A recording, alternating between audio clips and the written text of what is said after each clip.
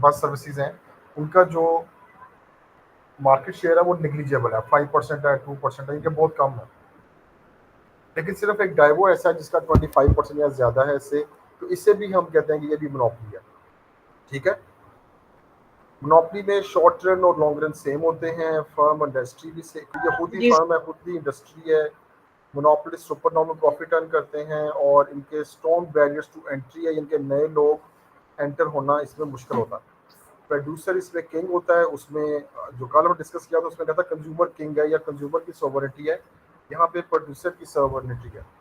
Price जो है monopolist खुद सेट करेगा, ये प्राइस मेकर है, जो कि हमने कल डिस्कस किया था परफेक्ट कंपटीशन उसमें प्राइस टेकर थे। लार्ज नंबर ऑफ बायर्स हैं, डिमांड का यहाँ पे रिलेटिवली इनइलास्टिक है। इसमें भी total cost total revenue method है और एमसीएमआर मेथड है आउटपुट और प्राइस डिटरमिन करने के लिए। तो टीसीटीआर मेथड उसी तरीके से हमें प्राइस टेबल की जरूरत नहीं है। असल चीज़ ये है कि आपका ये वाला आपने शो करना है कि इसमें जब आपने बनाना है ये टोटल रेवेन्यू, तो ये इनवर्स यू शेप बनेगी। जो टोटल कॉस्ट है वो आपने इसी तरह जैसे हमने कल बनाई थी, वो एक खास गैप के बाद ये अपवर्ड ट्रेंड, फिर डाउनवर्ड, फिर अपवर्ड। तो जैसे हमने कल शो किया था बिल्कुल वैसे ही हम यहाँ पे करेंगे। कल वाली डायग्राम में परफेक्ट कंपटीशन में उसमें डिफरेंस क्या है? परफेक्ट कंपटीशन में होता है कि टोटल रेवेन्यू की स्ट्रेट लाइन बनती है, इसमें टोटल रेवेन्यू इनवर्स जो है वो इसकी शेप बनती है। ठीक है, ये दोनों का कंपैरिजन अगर मैं आपको दिखाऊं तो दोनों का कंपैरिजन हम इस तरीके से देख सकते हैं कि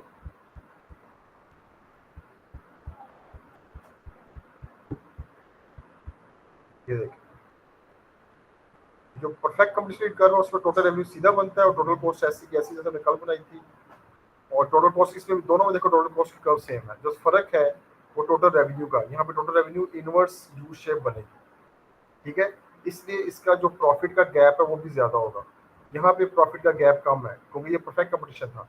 यहाँ पे प्रॉफिट का गैप ज्यादा, यानी कि ये ज्यादा एबनॉर्मल प्रॉफिट अर्न करती है मोनोपोली। तो इसके भी वो तीन वही पॉइंट जो हमने कल जो परफेक्ट कंपटीशन में डिस्कस किए थे, वही 3 पॉइंट इसमें मोनोपोली में भी हैं कि इस Q1 से पीछे लॉस है और Q3 से अबव देखिए ये भी लॉस है। एट द Q1 और at the Q3 normal profit है।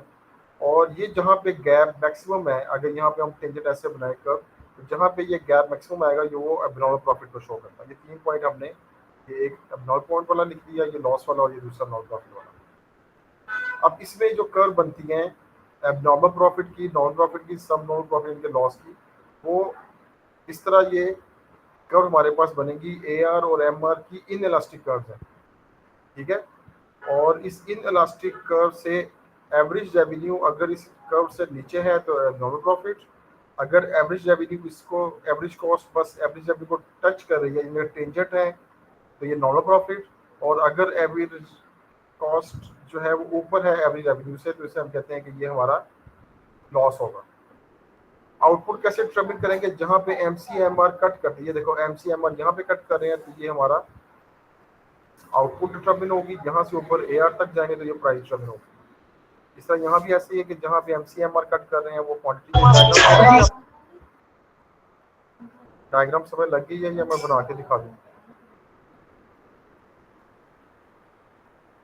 समझ आ गई है। ठीक है, अगर जी AR जो है हमेशा MR से अबव होगा, AR डायरेक्टली इनइलास्टिक होगा, AR एक्सिस कट नहीं करेगा, MR जो है वो AR से नीचे होगा, MR भी डायरेक्टली इनइलास्टिक है, और MR जो है वो मे कट एक्सिस, ये एक्सिस कट कर सकता है। आउटपुट वहाँ आपने कहाँ डिटरमिन करनी है? जहाँ MCMR इक्वल, तीनों केसेस में जहाँ MCMR इक्वल है वहाँ से जी एक्सिस पे आए तो आउटपुट, MCMR इक्वल है नीचे आए तो आउटपुट, MCMR कट कर रहे हैं नीचे आए तो ये आउटपुट टर्मिनल होती है, यहीं से ऊपर जाए AR तक तो ये प्राइस टर्मिनल होती है। तो ये सेम यहाँ भी प्राइस टर्मिनल हो रही है, यहाँ भी ऊपर जाएंगे तो प्राइस टर्मिनल हो रही है।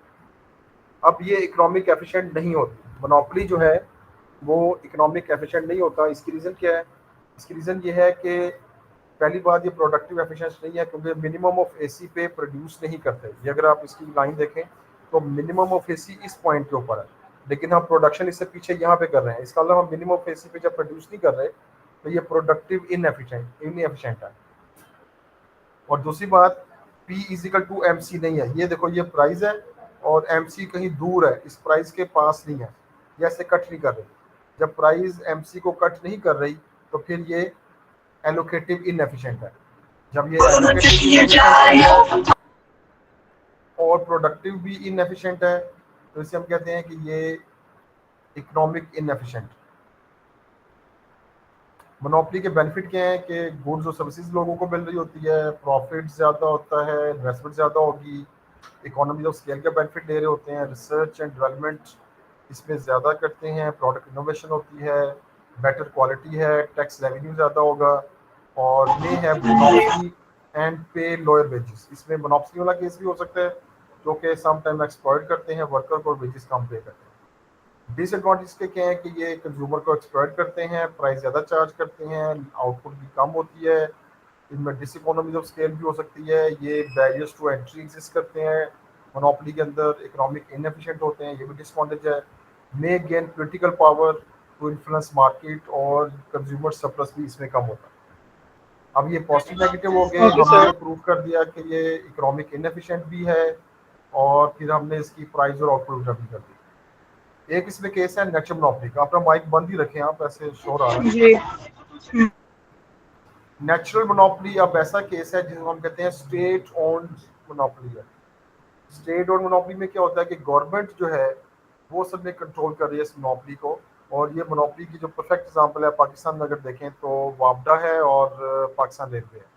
ये लोग क्या करते हैं कि जो लॉन्ग रन एवरेज कॉस्ट है ये ऊपर होगी, NRMC इससे नीचे है, लेकिन ये पूरा यू नहीं बनेगा इसका क्योंकि ये बहुत कम लेवल पे प्रोडक्शन कर रहे हैं, इतने मिनिमम लेवल प्रोडक्शन नहीं कर रहे, यानी उस लेवल पे नहीं जा पा रहे जहाँ पे एवरेज कॉस्ट मिनिमम होगी। AR वैसे ही ऊपर कट करेगी इन इलास्टिक और MR उससे नीचे होगी।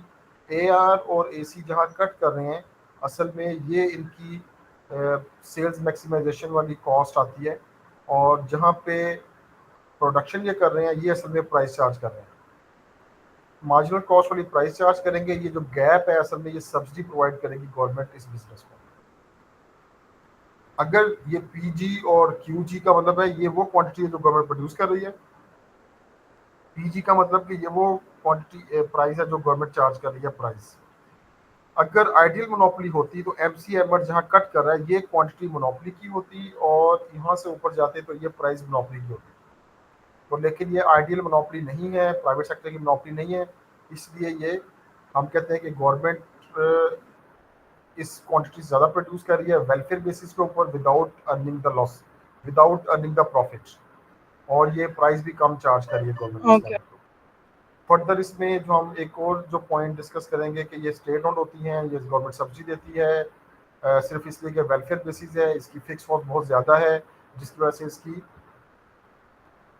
जो लॉस है वो गवर्नमेंट को बेयर करना पड़ता है। Government just good service provide करती है इस पॉइंट ऑफ व्यू से, जहाँ प्राइस जो है वो मार्जिनल कॉस्ट के इक्वल हो, गवर्नमेंट सब्सिडी भी प्रोवाइड करेगी टू कवर लॉसेस और सोशल ऑप्टिमम लेवल मेंटेन करने की कोशिश करेगी, और गवर्नमेंट इसको प्रोवाइड करती रहेगी अनटिल चाहे इससे प्रॉफिट हो रहा है चाहे इसमें लॉस हो रहा है।